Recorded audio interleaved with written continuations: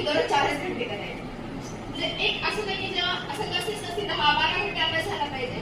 पण ठीक आहे, एखाद्या दिवशी तब्येत खराब आहे तर ऍटलीस्ट 2-3 घंटे मी करेल मला जे काय करायचं जे मी ठरवलंय.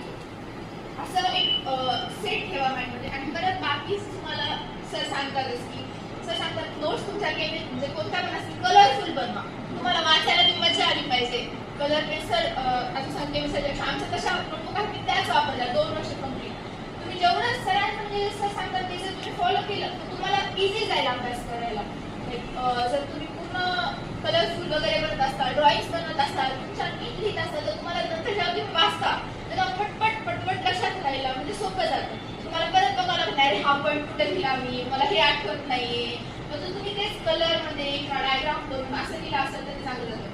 तर भावे सर म्हणतात की एकदा बायोचं असेल की ते आठवून त्याचा डायग्राम करायचा. मी ते केलं नाही, मला ते नंतर लक्षात आलं शेवटी की ते करायला पाहिजे होते. म्हणजे डोळे बंद करायचे आणि काय सांगतात की एकदा वाचलं समजलं डोळे बंद करा की डायग्राम काढून आणा.